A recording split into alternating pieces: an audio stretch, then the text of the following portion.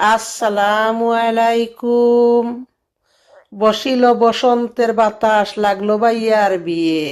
এমনি আমরা বসে আসলাম কাগজ কলম নিয়ে।